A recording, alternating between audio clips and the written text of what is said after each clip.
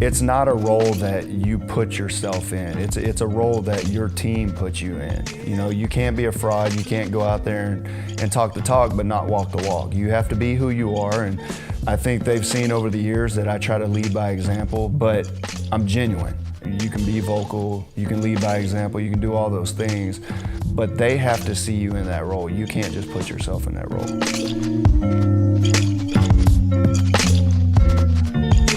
Good evening, everyone, and welcome back to another edition of Skol Stories. I'm your host, Mike Wobschall, inside TCO Studios at Winter Park with a cool edition of Skol Stories tonight. Normally, we take you behind the scenes and give you more details about someone or something with a prominent place in Vikings history, and it's a past player, coach, or member of the organization. Tonight, it's a current member of the organization who has a prominent place in Vikings history, even though he's still playing.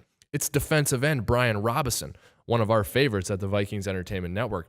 B-Rob still getting it done on the field. In fact, in the Vikings' 23-10 win over Green Bay, Brian Robison led us in quarterback pressures with 6, and he had a quarterback sack, all on just 28 snaps where he was rushing the passer. So B-Rob getting a lot of bang for his buck. He's got a really cool story, both on the field and off the field. So we had a chance to sit down with him and have an extensive conversation where we talked about being drafted, his career here in Minnesota, how he's emerged as a leader, and perhaps most importantly to him, his contribution to the community and his performance off the field, where he uses his foundation, the Robison Men Foundation, and K9 for Cops to make a big difference. That's where we start our conversation with Brian Robison. Take a listen. All right, Brian, you're about playing great defense and helping out in your community. The main way you help out in the community is through your foundation, the Robison Men Foundation. Give us a little rundown of how that started. We actually came up with the concept of it back in 2015, and last year was the first year that we actually put it in motion. And what I wanted people to find out about me was how things kind of run my life. And for me, that comes down to what I call the 4 F's. It's faith, family, football, and fishing. And I thought, what would be a better way to do that than to have a foundation event where I can put on a fishing tournament, I can bring in professional anglers, pair them up with football guys, NFL football players, other personalities that we've brought in, and raise a bunch of money for K9s for Cops, which is our charity right now. And the reason why we went with them was because, you know, a few issues. Within 15 minutes, I knew they were the organization I wanted to be with. My dad was a cop for 29 years in the Houston Police Department, and my wife was really the one who turned me on to them by seeing a demonstration that they had done. Christy Schiller, who's the founder of K9s for Cops, does a big barrel race down in Texas, and they did a K9 demonstration there. So that's kind of how that whole deal got started. But that's what I wanted. I wanted people to get to know Brian Robison, the family man, the fisherman, the football player, all the aspects of my life. And so for me, it was, I get these guys to come out, do an open tournament where they can go out and fish for fun, get treated professionally like it's a professional tournament, and then have the option to get on the boat with, you know, a guy like Kevin Van Dam and myself, or, you know, Mark Daniels and Adrian Peterson, all these professional fishermen and football players that people look up to, and then have the opportunity to get on the boat with those guys the next day and fish with them. And that's kind of how we raise all our money. Another one of your endeavors, K9s for Cops. How did this get started? And talk about you finding ways to help local police departments get K9s to help them out.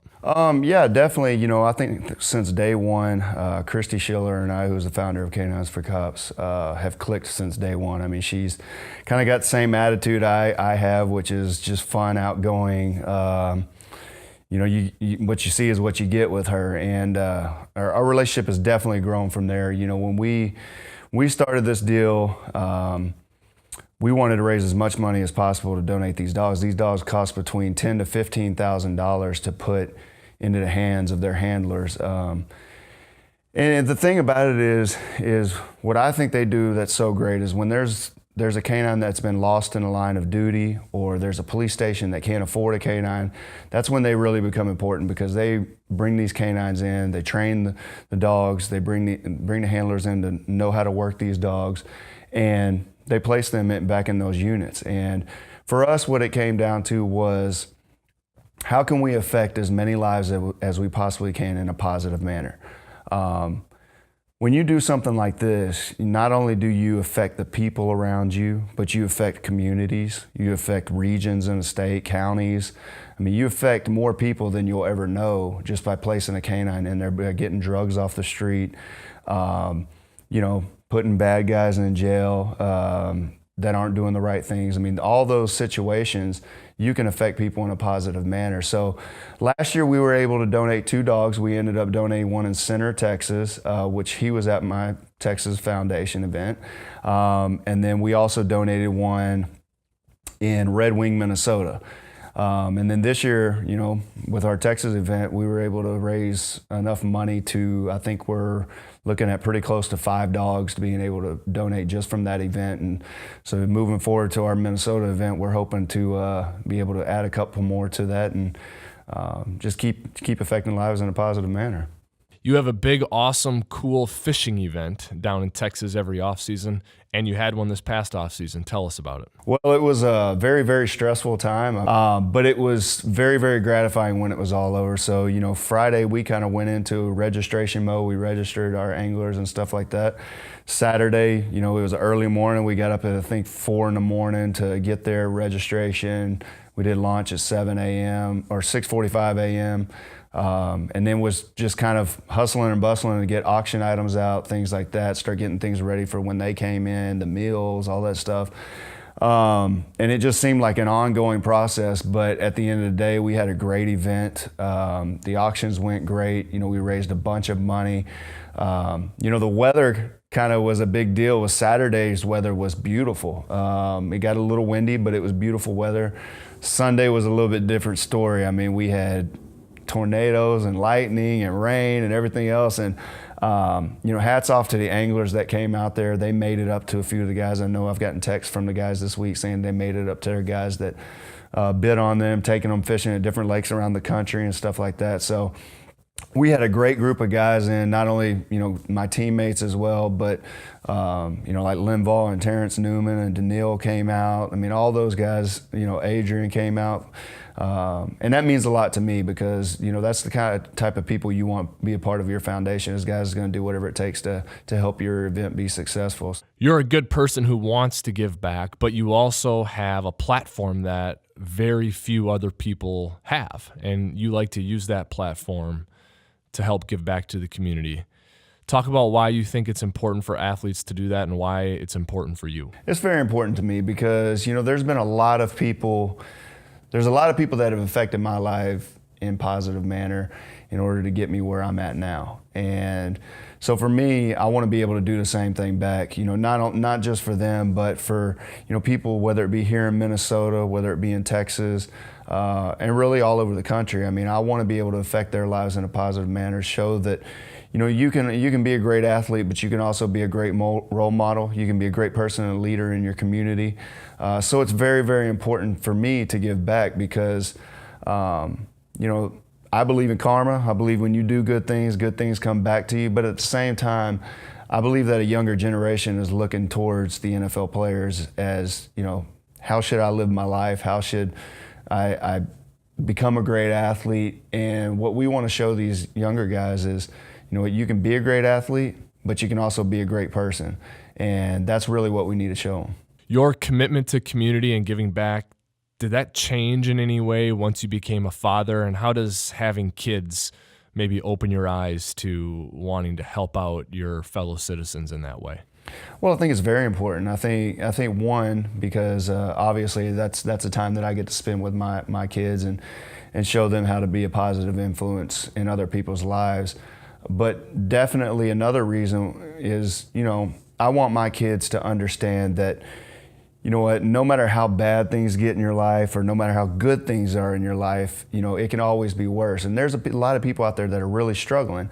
And so you have to do things sometimes to sacrifice your own time, your own money to help other people out. And that's one thing that I think is kind of lost in this country a little bit right now is you've got, people that are all out about themselves. And, sometimes that's what you have to do. But at the same time, I think if people would, respect people a little bit more, show a little bit of more love and generosity to other people, I think it obviously makes our planet a lot better place. Job security, not always great in this league. Roster turnover is high, but you're here with the Vikings, your 11th season. You've had a few different contracts.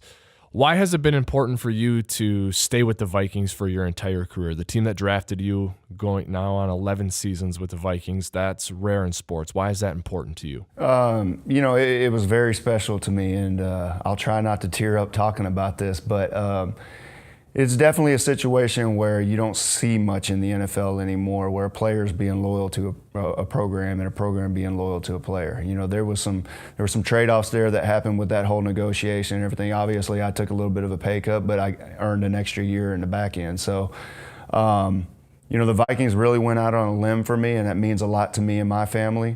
But this was definitely a place where I wanted to be. It wasn't a situation where I had to take a pay cut because there weren't going to be any other options or I wasn't going to be here. It was a situation where it was good. It was a win-win for both sides. This was an opportunity for me to give back to the place that has given me so many opportunities, but at the same time, just another opportunity for them to give me, an extra chance and an extra opportunity to keep moving forward. It gives me the opportunity to retire in purple, which is something that was very important to me. And it allows me to extend my legacy in purple. And those are all things that mean more to me than anything. This really has become a second home for me and my family. And it's a situation for us to be able to continue that on for another couple of years and hopefully be able to retire in purple and pretty much be a Viking for life. More great stuff with Brian Robison coming up after the break.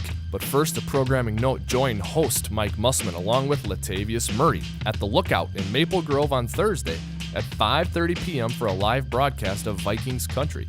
You could win some great prizes, including tickets in the Miller Lite Lounge at US Bank Stadium.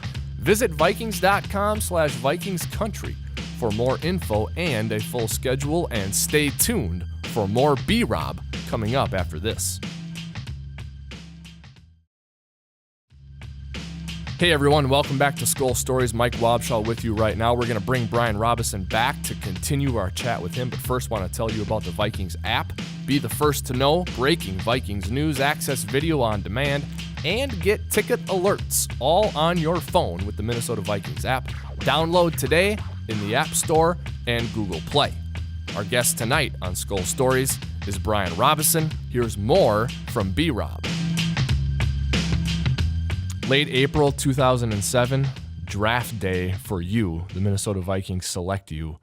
Walk us through that day. What was it like being drafted by the Vikings? Man, it was crazy. I was actually, I think I woke up pretty mad actually because I didn't get drafted the day before. And so I was pretty mad, but that's kind of the way I've always been is, I've always had a chip on my shoulder no matter what. So, but I remember getting calls like at 8 o'clock in the morning before the draft even started, and I'm like in bed, and I'm just like, why are people calling me? Like, stop, wait till 10.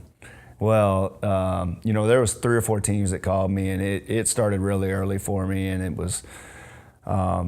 was weird because I hadn't really talked to Minnesota that much. I think I had one conversation with Brendan Daly, and he was our assistant D-line coach here when I came in, and I had one conversation with him for like 15 minutes at the Combine. That was it.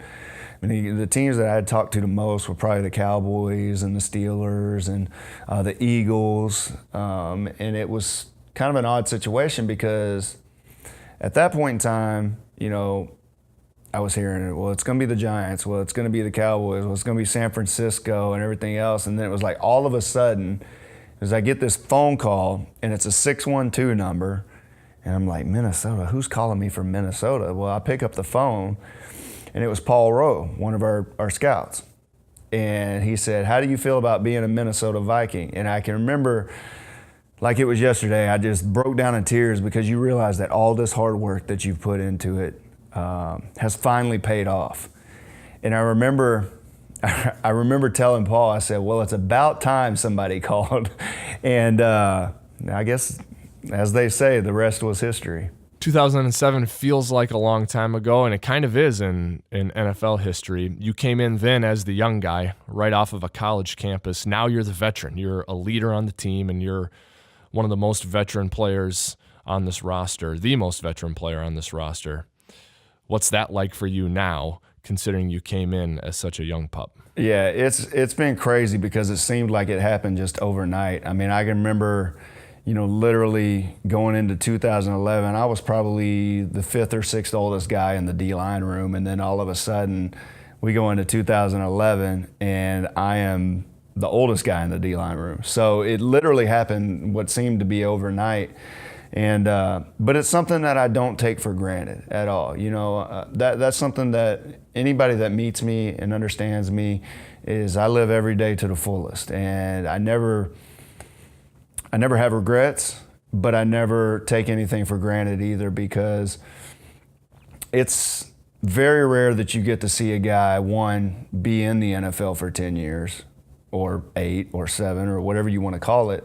And then it's even more rare for a guy to be a part of the same program for 10 or 11 years. I mean, you see it with Chad Greenway and Kevin Williams and a few of those other guys, but it just doesn't happen that often in the NFL anymore. And it's something that I'm very proud of. It's something that I'm very excited that I get to continue that moving forward a little bit longer. And at the end of the day, this is, like I said, this is second home for us.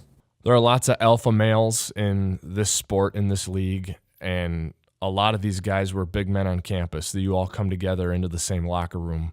So not everyone can be a leader, but you are. Why did that happen? And talk about the importance of leadership in the locker room. Well, I think when you talk about being a leader, it's not a role that you put yourself in. It's a role that your team puts you in, and you have to understand that. You have to understand that you have to be yourself. You can't be a fraud. You can't go out there and talk the talk but not walk the walk. You have to be who you are, and that's what I try to do every day. Is when I go into that building, I am who I am.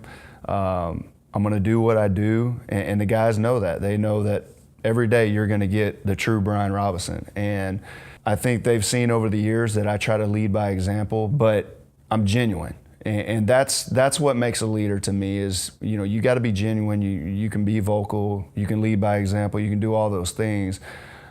But they have to see you in that role. You can't just put yourself in that role. All right, 3 different head coaches for you. Right now it's Mike Zimmer. You came in, it was Brad Childress. You've been here with Leslie Frazier. Now it's Coach Zimmer.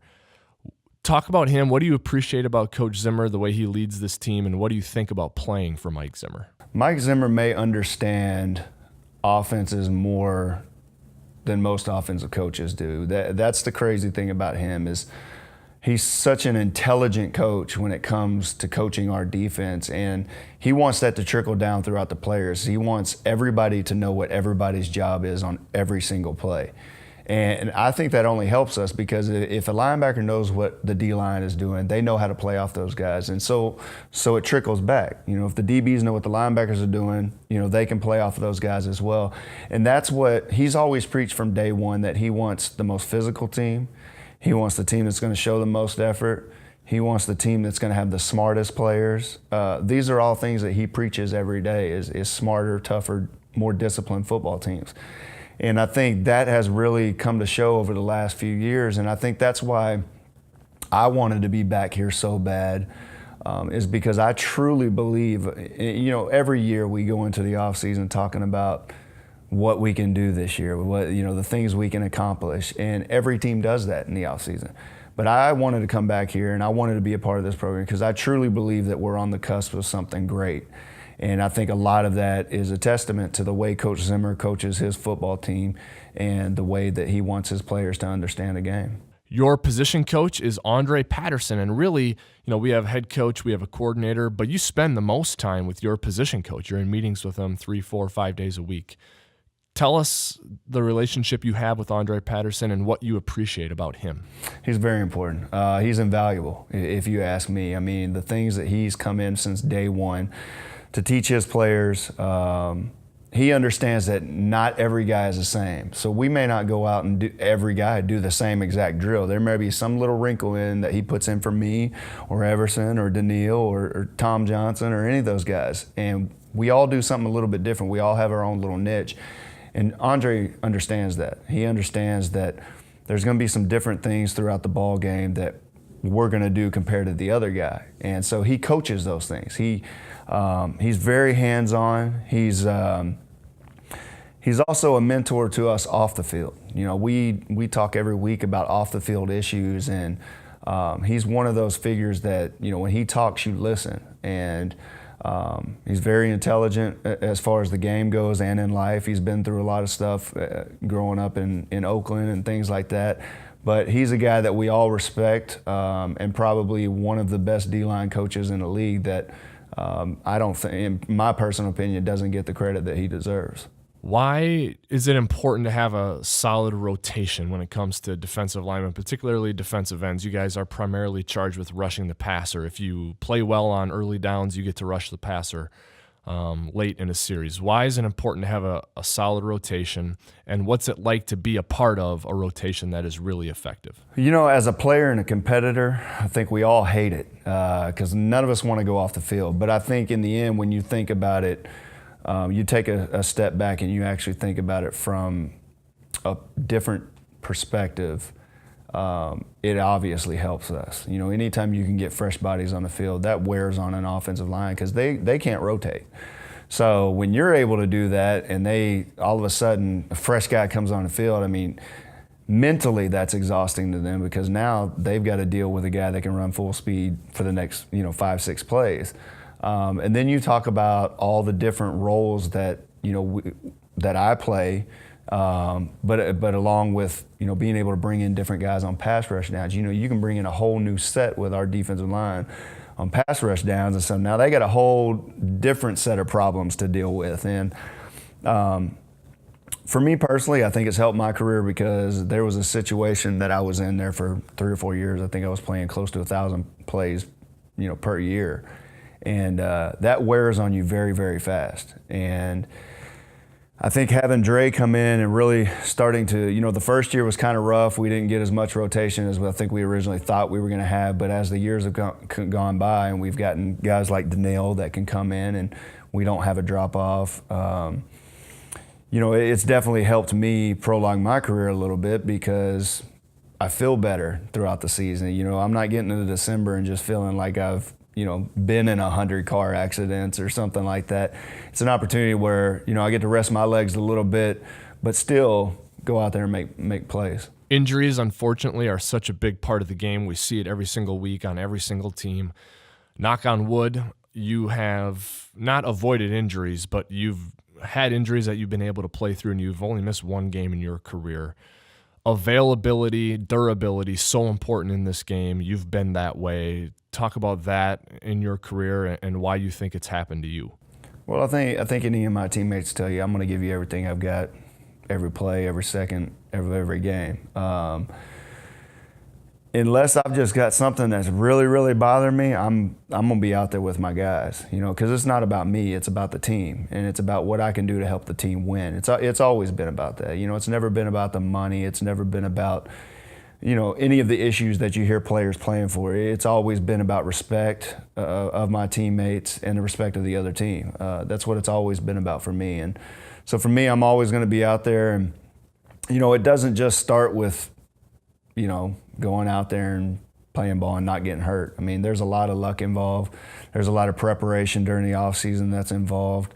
And then there's just, being blessed, being lucky. I mean, there's some situations you get in a football field that things probably should go in a bad way, and somehow you find yourself out of it. And I mean, I guess, thank God for that. He's been there for me since day one, obviously, and I always have to thank him first. But the preparation throughout the off season is always something that I pride myself on, is making sure I'm in the best shape I can possibly be in, so I don't get in those situations. And then, like I said, there's just a lot of luck involved. You were a young player, a draft pick who came on and impressed early and eventually got to get on the field early in your career. Now you're watching Daniil Hunter do that. He's emerging as a playmaker for this team, yet you still find ways to contribute and you find ways to help Daniil become a better player, even though you play the same position. Why have you approached it that way? And talk a little bit about Daniil. Well, and I guess this is where my mentality is a little bit different than most guys. I believe every single year you go into a season, it should be open competition. I mean, I believe that it doesn't matter if you've been a starter for 10 years, it doesn't matter if you've been a starter for 5 years. Every year is a new year. And I said it from day one when the season was over, Daniil should get more reps. I mean, he had 12 and a half sacks last year. You've got to bring a guy in like that can be a game changer. There's no doubt about it. Does that mean I'm going to step aside and just give him my role? Absolutely not. I mean, I'm a competitor. That's what I do. And we're going to go and compete. And if he's able to beat me out in the season and get a starting job, I'm not going to gripe about it. I'm not going to complain about it. It's what's best for the team. And that's the way I've always been. It's about the team. It's not about myself. The team always weighs more than yourself. You can't do anything personally without a team, So for me, it's about going out there, competing every single day, and it's only going to make us better. Whether I'm the starter or Daniil's the starter, it's going to make us better because we're going to compete, and it's going to make the other guy better. So for me, that's what it's always been about. And like I said, does that mean I'm going to give it up to him? Absolutely not. We're going to compete, and we're going to have fun at it. And at the end of the day, it's about winning ball games and doing whatever we can do to put our team in the best situation to win. Everson Griffin, the sack daddy. You know him as well as anyone, probably better than anyone else, at least around here. What is it about Everson that makes him good? What have you noticed from him during his career, because you've seen all of it, and why is he such an important part of our team? I think he brings passion. I think he keeps people a little bit relaxed sometimes because he's a lot like me. He's a jokester. He likes to play around, have fun, laugh. But he also brings an energy about him that when you look at a guy like that, it's one of those situations where you see a guy literally give it everything he's got every single play to make a play happen. He's a guy that can take a game over. And I think when we look at ourselves in a D-line room, that's what we all want to be. We want to be game changers. We want to be able to take a game over as a group.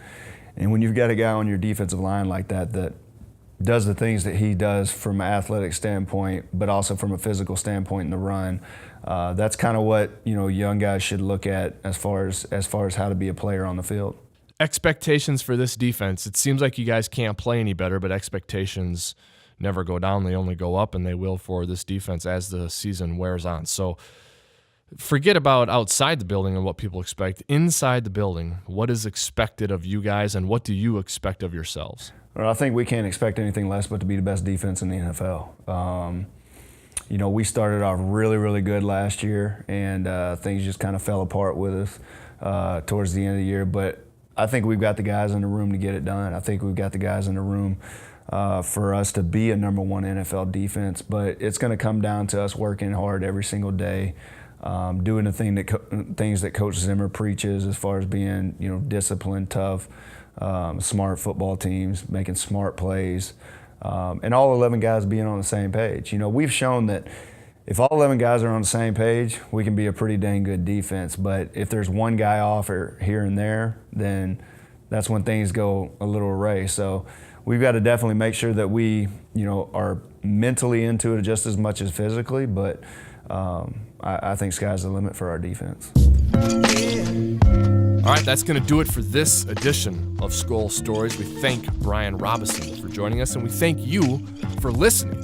The Vikings play again this Sunday at noon at US Bank Stadium. They welcome the Baltimore Ravens to town as the Vikings look to stay atop the NFC North. A victory will move them to 5-2. And then the week after, the Vikings are going across the pond. They go to London. But before we depart for London to play the Browns, we'll be back with another edition of Skol Stories on Tuesday evening. So we hope you join us for that as well. On behalf of Brian Robison and Skol Stories producer Nate Vaughn, I'm your host, Mike Wobschall, signing off for now. Enjoy the rest of your week, and we'll talk to you next Tuesday night.